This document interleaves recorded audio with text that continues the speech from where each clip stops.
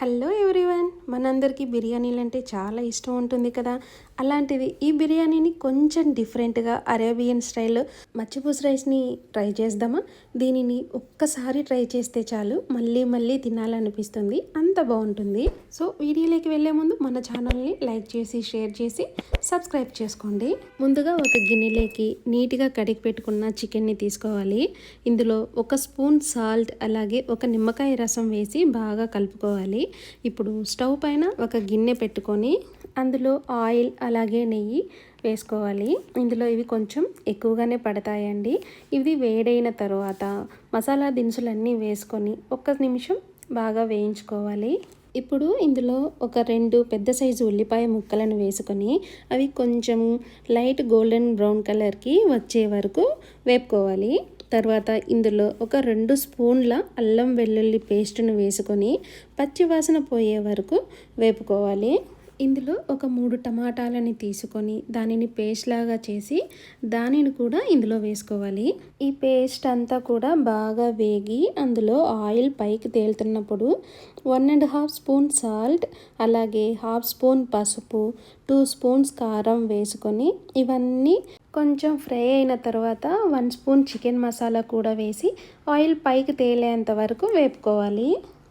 ఇప్పుడు ఇందులో మనం ముందుగా ప్రిపేర్ చేసి పెట్టుకున్నటువంటి చికెన్ని వేసుకొని బాగా కలుపుకొని 1 నిమిషం వేగనివ్వాలి. ఇప్పుడు ఈ చికెన్లో ఒక నిమ్మకాయ కాయనుగానే వేసేసేయాలి. ఇప్పుడు ఈ చికెన్కి మసాలా అంతా కూడా బాగా పట్టి చికెన్లో నుండి వాటర్ రావడం స్టార్ట్ అవుతుంది కదా. అప్పుడు ఇందులో ఎసరు పోసుకోవాలి. ఇక్కడ నేను బాస్మతి రైస్ తీసుకున్నాను. 1 గ్లాస్ బియ్యంకి 1.5 గ్లాస్ వాటర్ వేసుకున్నాను. ఈ ఎసరంతా కూడా బాగా కాగి తెల్ల కాగుతున్నప్పుడు చికెన్ని అందులోనే ఒక 5 నిమిషాలు బాగా ఉడకనివ్వాలి. ఇప్పుడు ఇందులో నుంచి నిమ్మకాయని చికెన్ మొత్తాన్ని కూడా బయటకు తీసేసుకొని ఒక ప్లేట్లో పెట్టేసుకోవాలి.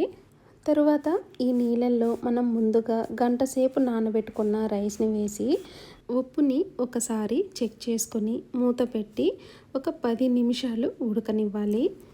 తరువాత మూత తీసి కొత్తిమీర వేసుకొని అన్నం మెతుకు విరగకుండా ఒకసారి కలుపుకొని మళ్ళీ మూత పెట్టి ఒక 10 నిమిషాలు ఉంచాలి.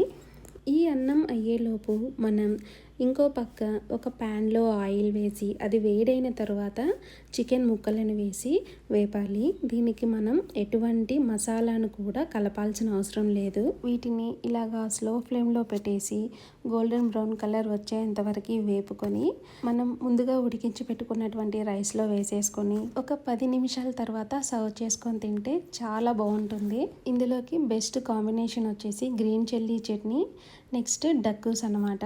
మీకు ఇవి కూడా కావాలంటే కామెంట్ చేయండి. మీకు నా వీడియోస్ కనుక నచ్చితే లైక్ చేసి షేర్ చేసి సబ్స్క్రైబ్ చేసుకోండి. Thank you.